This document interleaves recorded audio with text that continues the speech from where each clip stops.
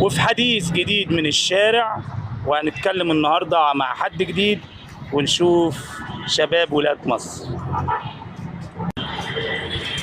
وادي عندنا هنا بيبيع مشروم. ازيك يا معلم؟ ازي الحال يا باشا، عامل ايه؟ اخبار حضرتك ايه؟ بالله تمام. نتعرف بيك في جريدة الشارع المصري. هنعمل معاك حديث ونتعرف باسم حضرتك. مختار جمال. منور الدنيا يا معلم مختار. الله يخليك يا فندم. انت بتبيع طبق المشروم ده بكام يا معلم مختار؟ 25 جنيه. ب 25 جنيه طبق المشروم ده. طبق المشروم ده ب 25 جنيه. طيب انت طريقة المشروم بتتعمل ازاي يا معلم مختار؟ يعني برضه للناس اللي بتسمعنا. ده طريقة المشروم، ده حاجة بتتعمل على الكبدة، بتتعمل على المكرونة. بتتعمل على الكبدة، على المكرونة. بتتشوح بالبصلة وبتتاكل. تتشوح بالبصلة. حاجة بتبقى زي الفراخ كده لما بتستوي. تمام. حاجة عاملة قوي وحاجة كلها بروتينيات عالية يعني. تمام. معلم مختار، انت بتكسب من المشروم والحمد لله، بتعمل يوميه كويسه من الشغل في الشارع؟ الحمد لله تمام يعني. هو حضرتك منين اصلا يا معلم؟ انا من اسيوط يا فندم. يعني حضرتك من اسيوط وقاعد هنا في القاهره طبعا. بتبيع المشروم. تمام. والحمد لله يعني بتكسب ويومك بيبقى تمام. الحمد لله، ربنا بيراضي يعني. ربنا بيراضي.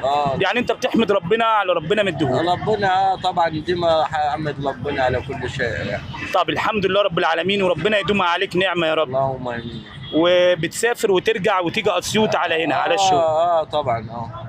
يعني انت بتكافح من اجل ان انت لبكره احسن. بالظبط كده تمام. يعني اليوم بتاعك مثلا مع المشروم والكلام ده بتعمل يوميه كويسه اللي هي تمشي حياتك. بالظبط كده. الحمد لله تمام يا فندم. يعني الحمد لله كله تمام.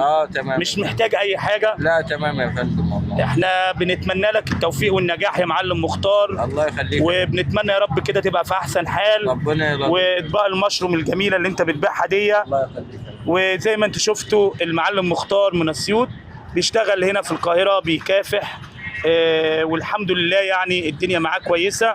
ودول شباب مصر ودول ولاد مصر اللي هم بيكافحوا وبيجتهدوا وبيشتغلوا وما بينتظروش غير ان هم ياكلوا لقمه العيش بتاعتهم من عرق جبينهم.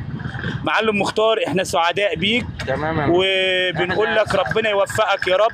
محتاج اي حاجه؟ تمام يا فندم. والله بجد محتاج اي حاجه؟ محتاج نساعدك باي شيء؟ احنا اسعد في البرنامج.